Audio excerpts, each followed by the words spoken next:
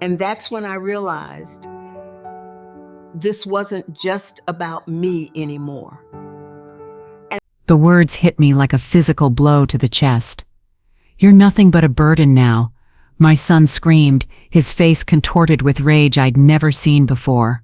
At 68 years old, standing in the middle of my living room, surrounded by boxes they'd packed without my permission, I felt my knees buckle. The tears came instantly, hot streams running down my cheeks as I watched the son I'd raised with every ounce of love in my heart transform into a stranger. "Mom, you need to face reality," his wife Sandra added, her voice cold and calculating. "You can't keep living in this apartment. It's too big, too expensive. We need it for our growing family." They stood there together, united in their cruelty, waiting for me to surrender the keys to the home where I'd lived for 35 years. But what they didn't know, what they couldn't possibly imagine, was that beneath my modest widow's facade lay secrets that would shatter their perfect little world. As I looked into my son David's eyes, seeing nothing but greed and contempt, I realized the time had come to reveal who Eleanor Richmond truly was. My name is Eleanor Richmond, and for the past 15 years since my husband passed, I've lived what everyone believed was a simple, unremarkable life. I work part-time at the local library, drive a 12-year-old Honda Civic, shop at discount stores, and live in the same modest apartment where Robert and I spent our golden years together. To the outside world, especially to my daughter-in-law Sandra, I am just another elderly widow scraping by on Social Security and a small pension. But that careful facade was exactly what Robert and I had planned. My husband hadn't been the quiet accountant everyone thought he was. For 40 years, Robert Richmond had been one of the most brilliant financial minds on Wall Street, building what would become a fortune worth over $50 million. We'd made a conscious decision early in our retirement to live modestly, to protect our family from the corrupting influence of visible wealth. "Money changes people, Eleanor," Robert used to say as we sat in our simple kitchen, drinking coffee from our old ceramic mugs. "Let's keep it our secret until they need to know." How prophetic those words had proven to be. The transformation in my son David had been gradual, so subtle I'd almost missed it. It began 3 years ago when he met Sandra, a striking blonde with expensive tastes and eyes that calculated the value of everything they saw. From her first visit to my apartment, I'd watched her catalog my belongings with thinly veiled disappointment. "This neighborhood is so quaint," she'd said, though her tone suggested quite the opposite. Within months of their marriage, the pressure began. Gentle suggestions at first about downsizing, about my age, about the difficulties of maintaining such a large space alone. "Mom, we're just worried about you," David would say, his voice taking on a patronizing tone I'd never heard before. "Sandra's right. You should consider something smaller, more manageable." I'd listen to their concerns with growing alarm, not because of their suggestions, but because of what I saw happening to my son. The boy who'd once brought me wildflowers from the neighborhood park was disappearing, replaced by a man whose eyes lit up only when discussing real estate values and inheritance planning. The financial pressure on David and Sandra had been mounting for months. Through my own careful investigation, I'd discovered they were drowning in debt. David's small marketing firm was barely breaking even, while Sandra's spending habits required the income of someone far wealthier. Their credit cards were maxed, their car payments consuming half of David's income, and their apartment rent was 3 months behind. My apartment, located in one of the city's most desirable neighborhoods, represented their only hope for financial salvation. The morning of our confrontation, they'd arrived unannounced with moving boxes and a rental truck parked outside. Surprise. "Mom," Sandra had announced with false cheer, "we're here to help you pack.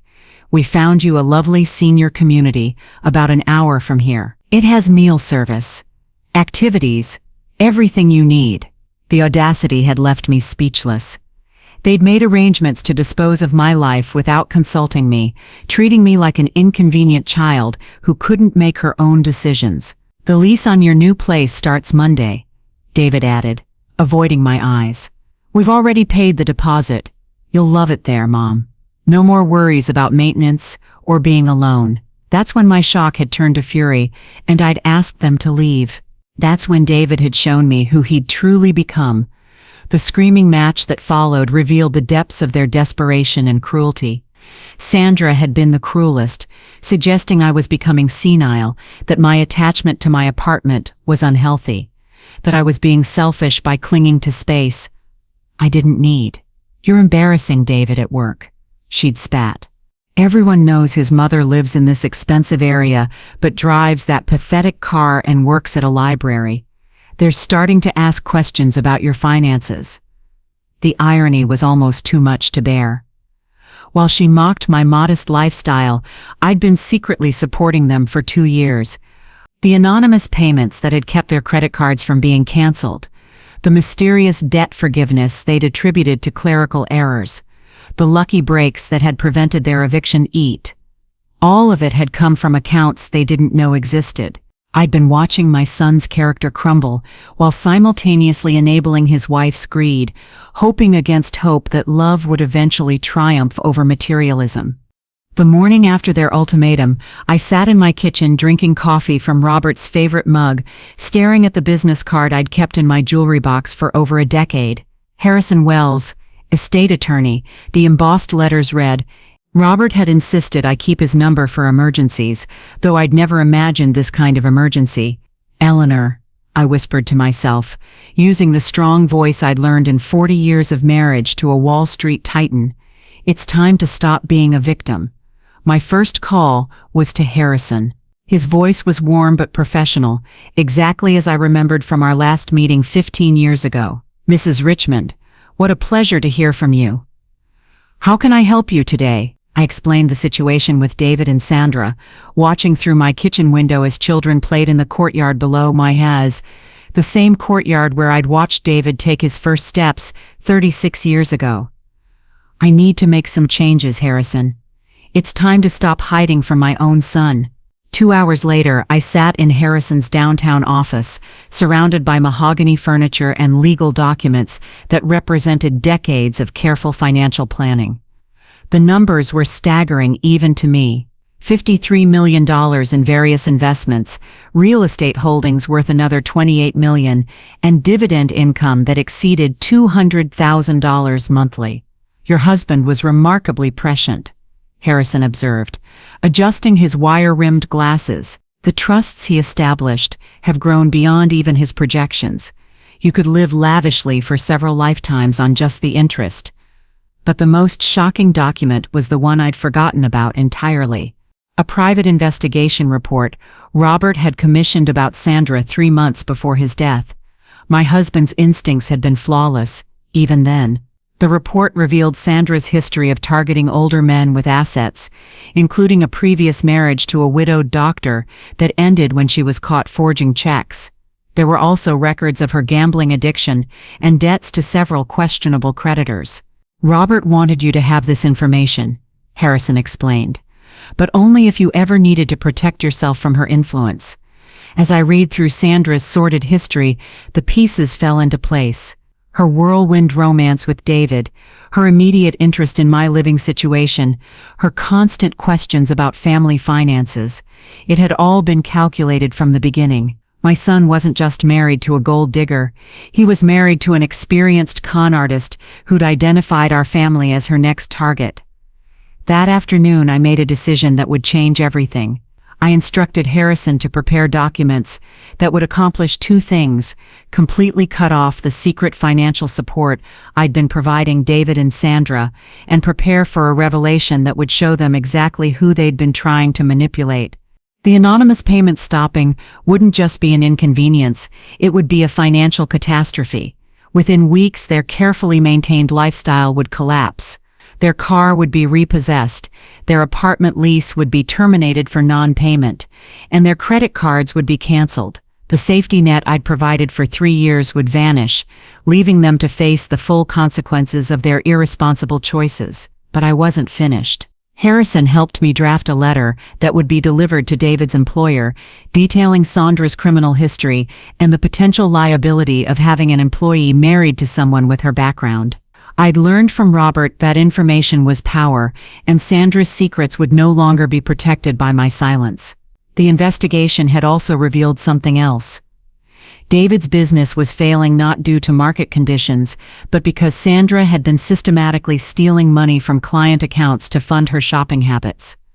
My son wasn't just married to a criminal, he'd become an unwitting accomplice to embezzlement. That evening I stood in my apartment looking at the boxes David and Sandra had left behind in their rush to leave after our confrontation. Inside were my photo albums, my grandmother's china, my wedding dress, all the treasures they'd deemed worthless enough to pack without care. Each damaged item represented another reason why my next actions were not only justified but necessary. I called my nephew Michael, Robert's sister's son, who worked as a private investigator in Chicago. "Aunt Eleanor, I've been wondering when you'd finally need my services," he said with the same dry humor that had made him Robert's favorite nephew. "Uncle Robert always said you were too kind for your own good." Michael's investigation over the next week revealed the full scope of David and Sandra's deception. They'd been forging my signature on documents, attempting to take out loans using my address as collateral, and had even consulted with elder law attorneys about having me declared incompetent. The depth of their betrayal was breathtaking. My son, the child I'd nursed through pneumonia at age 5, who I'd tutored through algebra in high school, who I'd helped through his college heartbreak, had been actively plotting to steal my home and have me committed to a facility against my will. But Michael's most disturbing discovery came from Sandra's phone records.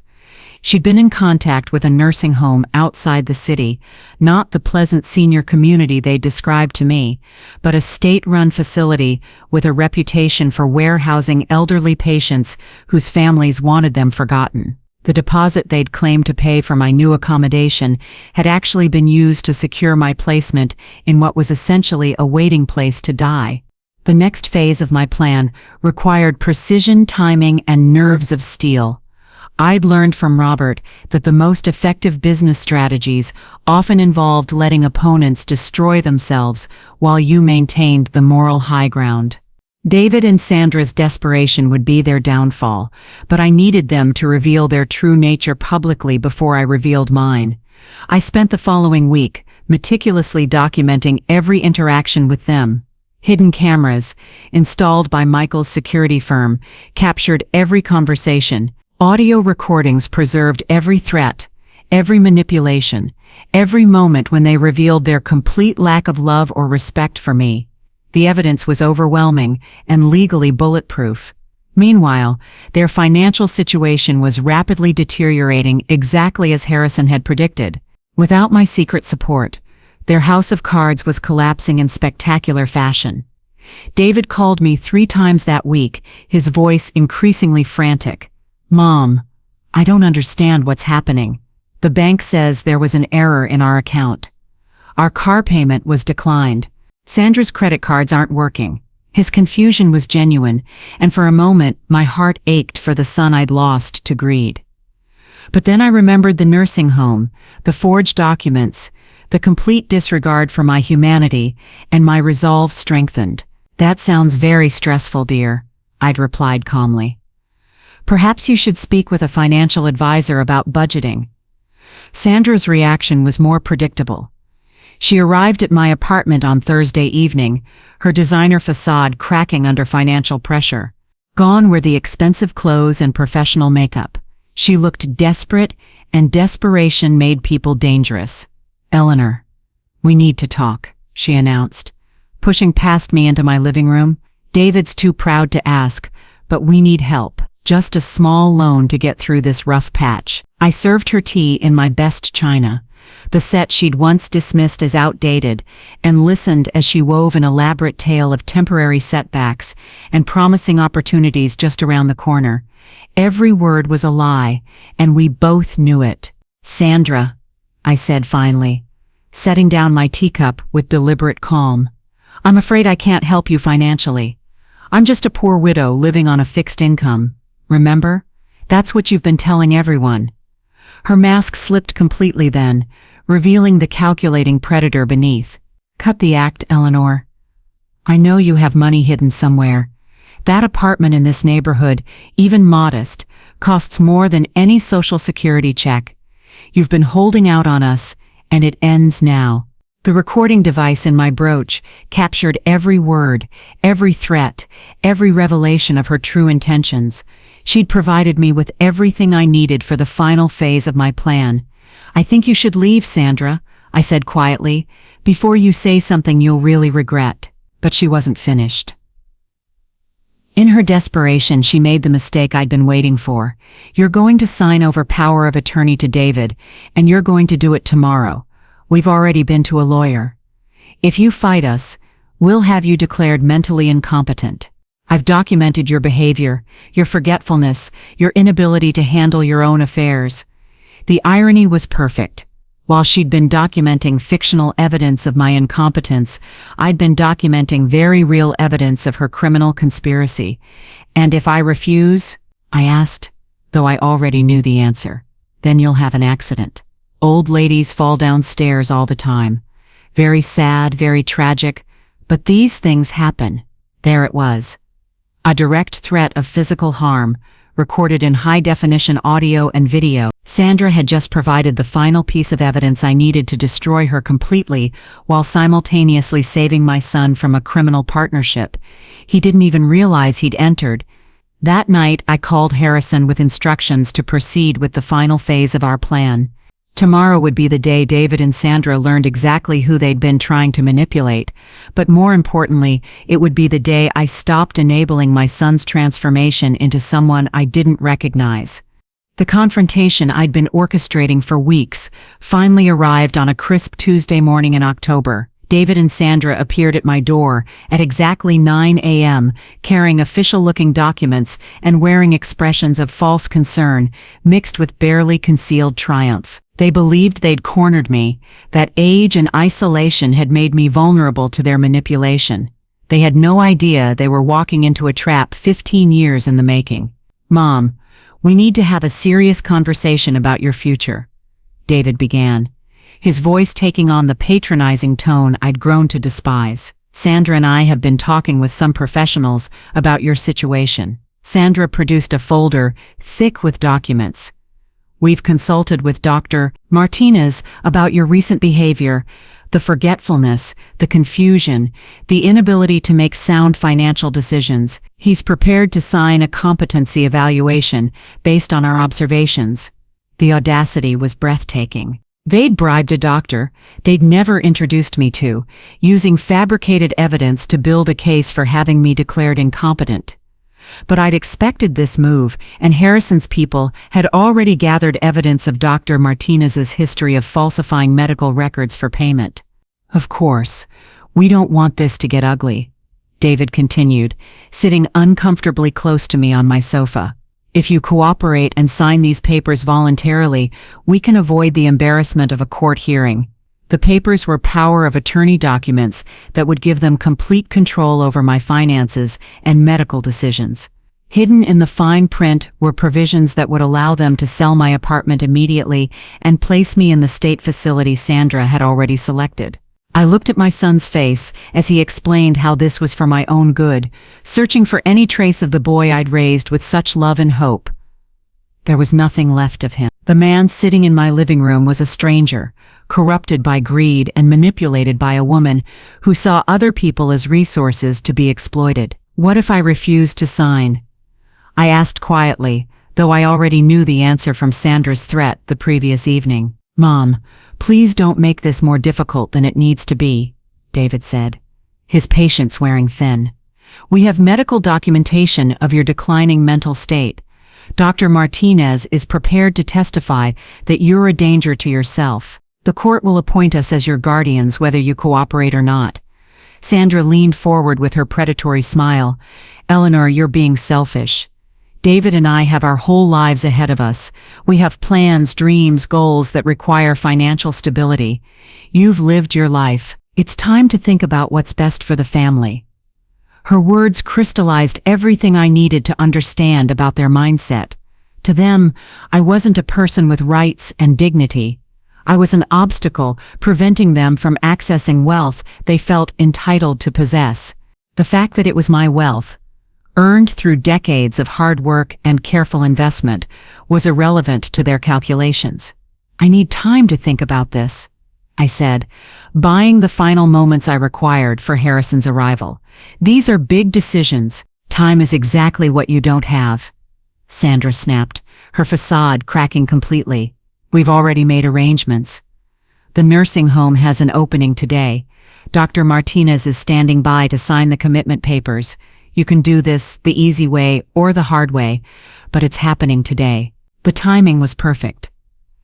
At that exact moment, my apartment buzzer sounded, and I could see Harrison Wells approaching through my security monitor, accompanied by 2 other men in expensive suits and a woman carrying a briefcase. "I wonder who that could be," I said innocently, rising to answer the door. David and Sandra exchanged nervous glances. They'd expected this to be a private conversation with a helpless old woman, not a meeting that involved witnesses.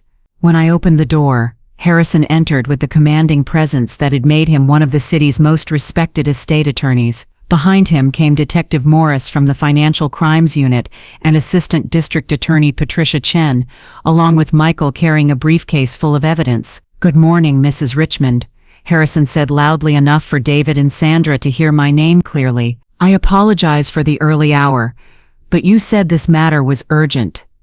The color drained from Sandra's face as she recognized the unmistakable authority of people who wielded real power in the legal system. David looked confused, not yet understanding that his mother's surname wasn't what he'd always believed it to be. "I don't understand," he stammered. "Who are these people, and why did he call you Mrs. Richmond?" Harrison smiled with the cold professionalism that had terrified opposing counsel for 30 years. "Perhaps we should all sit down. Mrs. Eleanor Richmond has some information to share that I believe you'll find quite illuminating." The moment of revelation had arrived, and I felt a strange mix of sadness and liberation as I prepared to show David and Sandra exactly who they'd been trying to defraud.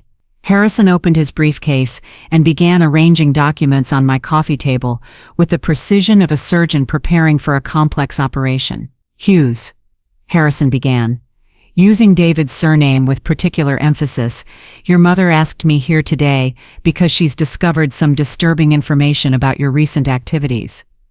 Sandra tried to interrupt, but Detective Morris raised his hand. "Ma'am, I'd suggest you remain quiet. Anything you say can and will be used against you in court." The weight of those words seemed to hit David like a physical blow. "Against us in court? What are you talking about?" "We're trying to help my mother." Assistant District Attorney Chen opened her own briefcase, revealing photographs, bank records, and audio equipment. "Mr. Hughes, we have evidence of conspiracy to commit elder abuse, attempted fraud, forgery, and in Mrs. Sandra Hughes's case, embezzlement from your business clients." As the accusations hung in the air, I stood up and walked to my bedroom, returning with the documents Harrison had prepared. The financial statements, property deeds, and investment portfolios that represented the truth about my life lay before us like pieces of a puzzle that would destroy their carefully constructed worldview. "David," I said, my voice steady, despite the emotional storm raging inside me, 15 years ago, when your father died, we made a decision to hide our wealth from you. We wanted you to develop your own character, your own values, without the corrupting influence of money you hadn't earned." I placed the first document in front of him. A bank statement showing a balance of $53,247,892.18. "This is one of 17 accounts your father established before his death. The total value of our estate is approximately $81 million. Sandra made a sound like a wounded animal, her hands clutching the power of attorney documents she'd prepared. The irony was exquisite. She'd been trying to steal an apartment from a woman whose wealth dwarfed anything she could have imagined. "This has to be fake," David whispered, his hands shaking as he examined the documents. "You work at a library. You drive an old car. You buy clothes at discount stores. Appearances are carefully cultivated, son," I replied. "Your father taught me that visible wealth attracts predators. We chose to live modestly while building something substantial for our family's future." Harrison placed additional documents on the table. Mrs. Richmond has also been secretly supporting you financially for the past 3 years. Monthly transfers totaling over $160,000 have kept your business afloat and prevented your eviction. Detective Morris added his own contribution to the revelation. Mr. Hughes, your wife has been systematically stealing from your business clients to fund her gambling addiction. We have evidence of embezzlement totaling $247,000 over 18 months. The room fell into stunned silence as David processed the magnitude of what he was learning. His mother wasn't the burden he'd been convinced she was. She was the only thing keeping him from financial ruin. His wife wasn't his partner in building a future anide. She was a criminal who'd been destroying his business while planning to steal from his family. But Sandra stammered, but the doctor said she was incompetent. Dr. Martinez examined her and found signs of dementia. ADHN smiled coldly. Dr. Martinez was arrested this morning for falsifying medical records. He's agreed to testify about the $5,000 you paid him to sign documents, declaring Mrs. Richmond mentally incompetent without ever meeting her. The final piece of evidence came from Michael, who placed a small recording device on the table. This contains yesterday's conversation where Mrs. Sandra Hughes threatened to cause Mrs. Richmond to have an accident if she didn't cooperate with their plans. Sandra's face went white as her own voice filled the room.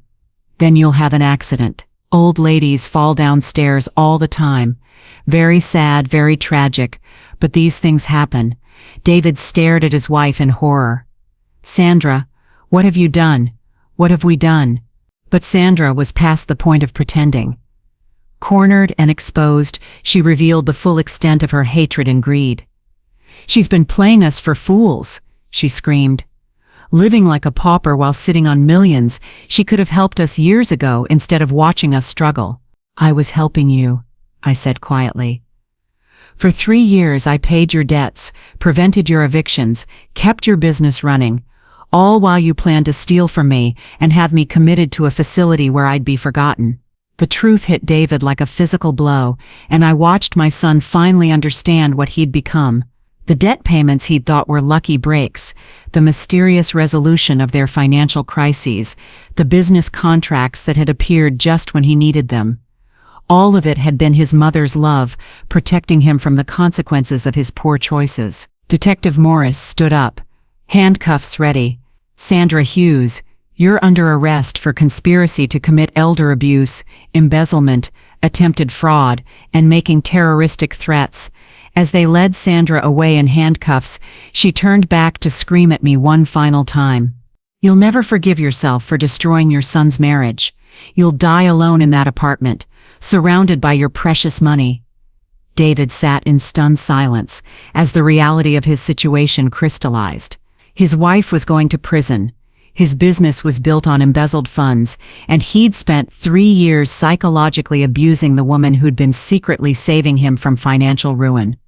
The aftermath of that October morning changed everything, though not always in ways I'd expected. Sandra was convicted on all charges and sentenced to 8 years in federal prison. The embezzlement charges alone carried a 5-year sentence, but the elder abuse conspiracy added 3 more years to her punishment. David's business collapsed when the stolen client funds were discovered, but surprisingly, he didn't face criminal charges. The ADA determined that Sandra had manipulated the book so cleverly that David genuinely hadn't known about the embezzlement. His crime had been willful blindness to his wife's character and the unforgivable betrayal of his own mother. The weeks following Sandra's arrest were the most difficult of our relationship. David came to see me every day, sometimes sitting in my living room for hours without speaking, trying to process the magnitude of what he'd discovered about himself. The son I'd raised with love and values had disappeared so gradually that neither of us had noticed when he'd been replaced by a stranger.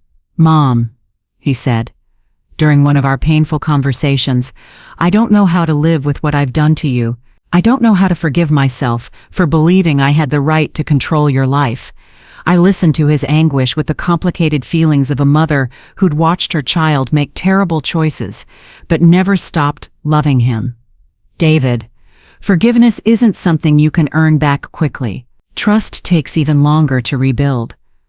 But you're still my son, and I still believe the boy I raised is somewhere inside the man you've become. The process of rebuilding our relationship required David to confront some harsh realities about himself. He entered therapy to understand how he'd allowed Sandra to manipulate him into betraying his own family. He took a job as a sales manager for someone else's company, accepting that rebuilding his life would require starting over with humility and hard work.